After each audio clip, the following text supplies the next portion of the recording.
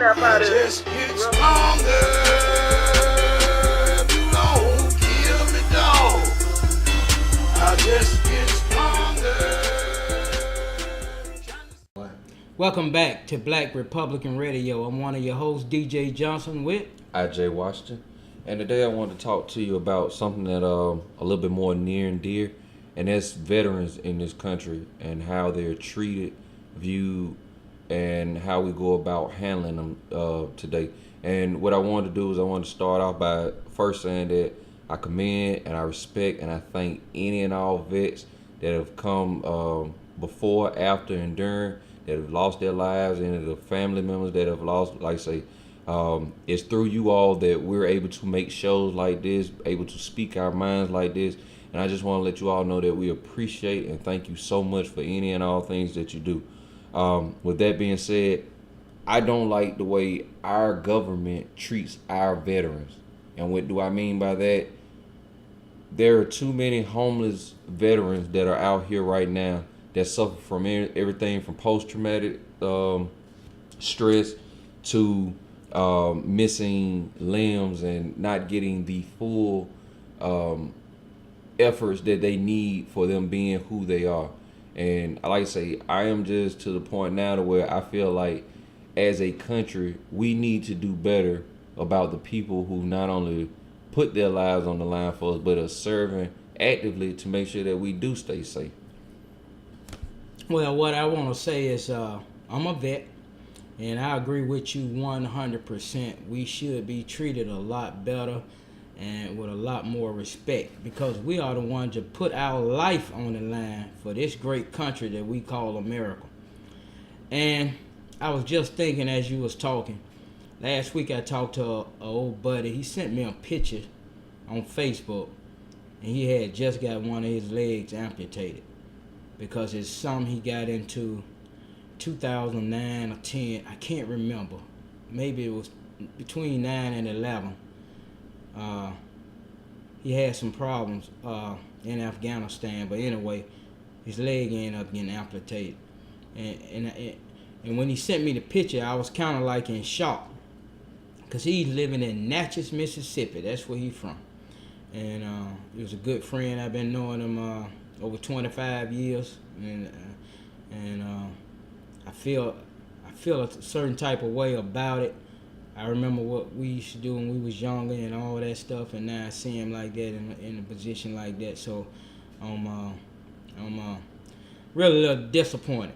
But he was having his problems getting all his full benefits, and it just drove him a certain kind of way. And but I'm concerned about that. And yeah, we need to pay veterans a lot more respect than we do. And I think some of the things we could do to combat that, what we need to do is stop giving away so many free things to other countries and concentrate on our country and on our vets and people in our community. And that's how I feel about that, IJ.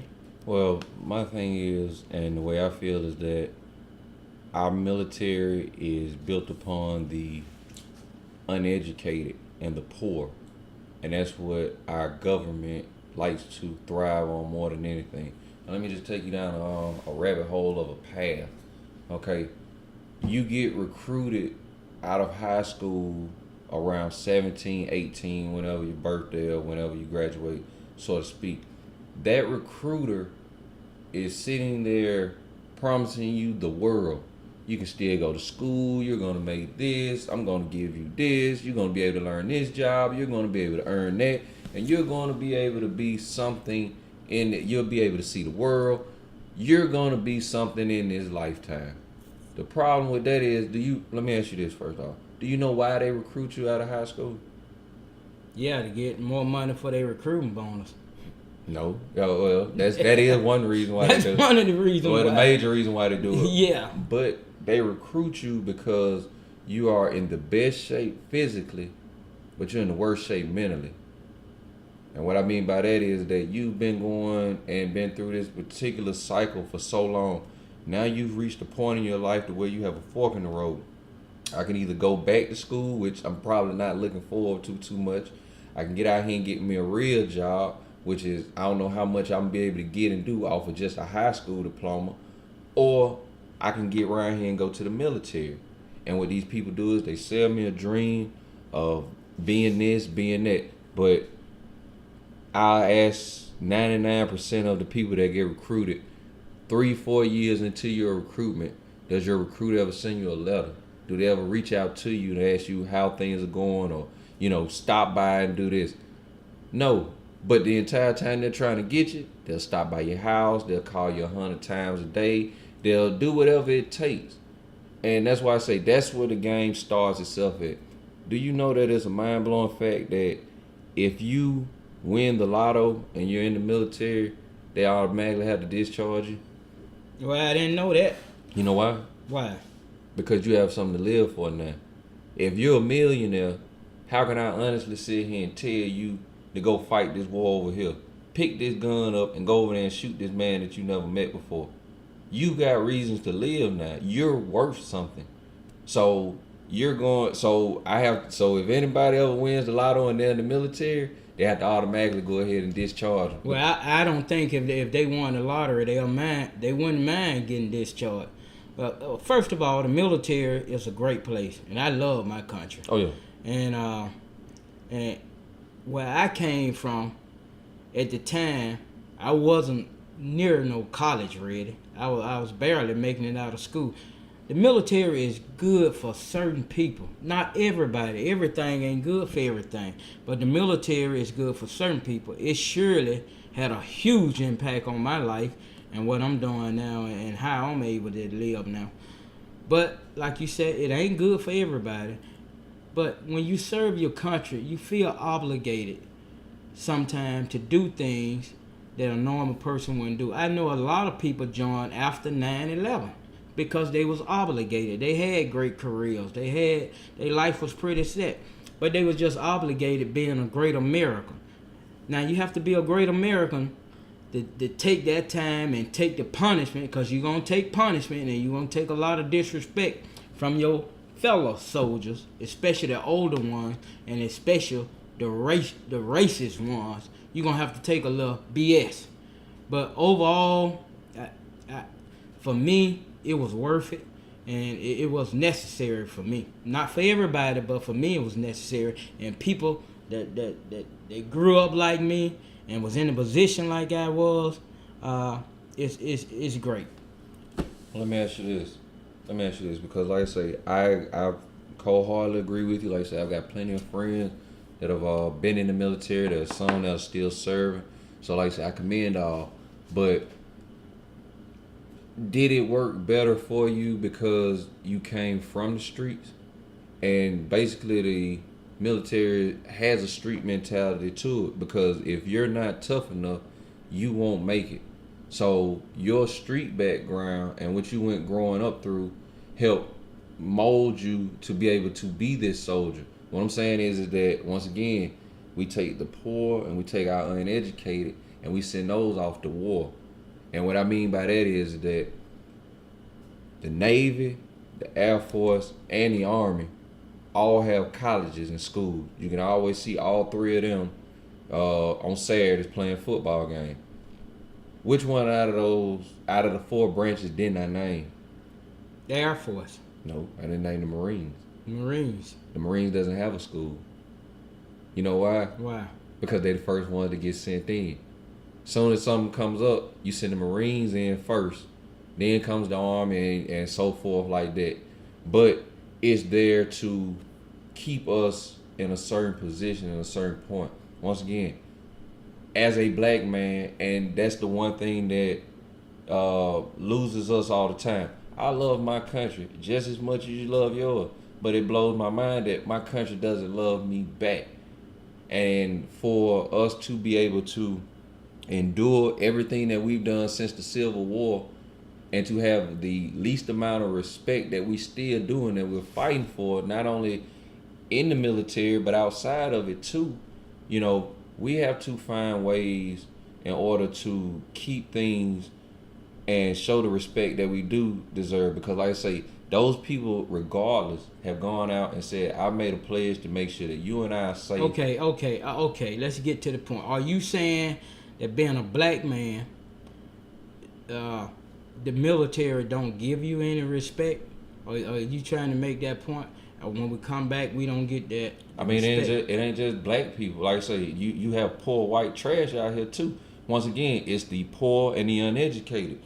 Where if you can take what they giving you from that military and you turn it into something, then Well, when you join the military, you have a chance to be not as poor, a chance to get education. So you have those opportunities. It's what you want to do with it. no, what I'm saying is, and you're right, but what I'm saying is that the military plays a bigger role in big government. Okay, here, come here. Let me give you this. I will teach you this. They I will don't give you anything. You earn that. No, you earn that being in that hot sun and in that swamp and jumping out the planes and getting up at all times of the night. You earn it. if you can take it.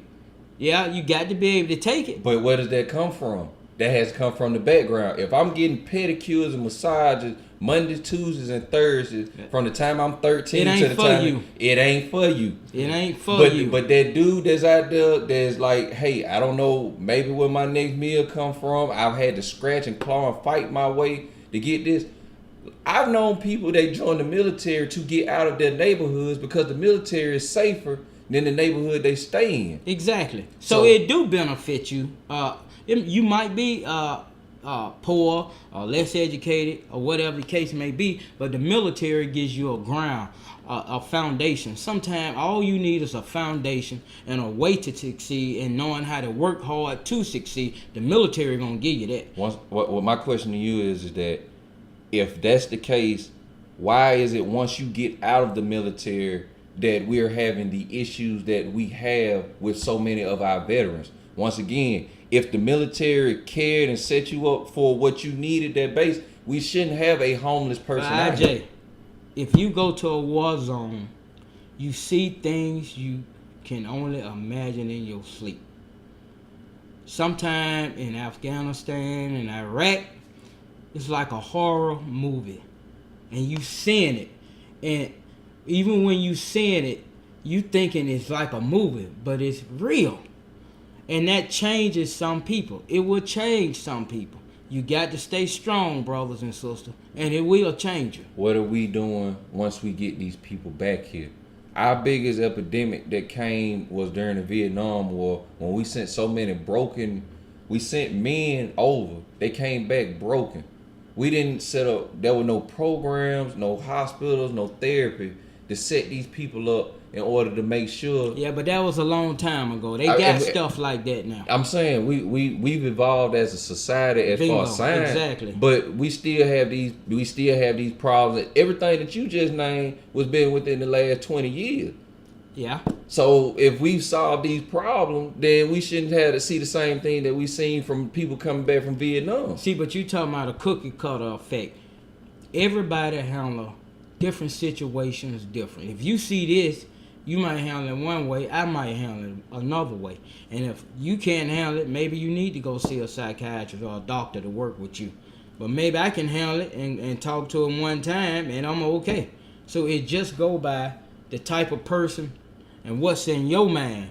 You got to be strong. You got to be mentally strong. There's no doubt about that. But who's seeing about these people and making sure that they are good to go?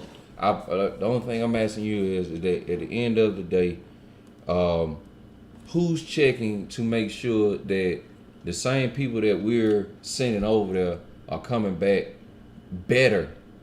You shouldn't go somewhere that's supposed to embetter you and then come back worse when you come back. Well, it's not gonna make it no better, but I don't know if it make it worse. I mean, you just said with the opportunities that you have well, and you the got positions. opportunities. That's if you don't go to war. You got opportunity to do a lot of things in the military. The military is great, and you get opportunities that you probably wouldn't get if you didn't go to the military. I had a great time. I really did. I met some of the best people in the world. Unfortunately, things happen. And just like outside society, things happen. But for all my veterans out there, I got much love for you. Because I know what you go through. I know what you done been through. Been there, done that. So just keep your head up and pray to God and just keep looking forward. Well, while y'all praying to God, I want the rest of y'all to get out there, find your representatives and your local, and let's start putting real pressure on them to get out here. And if they can sign bills that make you go to war, then they need to have bills to take care of you once you leave from war. I'm gonna leave you with this note right here. I can't fathomly say that I can go 300,000 miles across seas, kill a man, all for the name of my country. But when I come back to my country, not only am I being disrespected by the police, but if I kill my next door neighbor, then I go to jail for life. I know this man, but I don't know this man. But because I killed this man for this particular reason, it's okay. So once again, love our vets, respect y'all. I thank y'all for everything that y'all do. I just want to get our country to be more upstanding to you all, because there's so many great things that you've done, giving your life, your time, and your limbs for. And I just want to see you all taken care of the way you need to be and deserve to be. That's our show for today. Unless you want to add something else, because like I said, you are a veteran now. Hey, I agree with you, man. So, and I agree with you, and that's the way it should be going. Well, like I say, we want to thank all of y'all today for the time and listening to us. Once again, my name is IJ Washington. I'm DJ Johnson. This is Black Republican Radio. And we out. Black Republican Radio.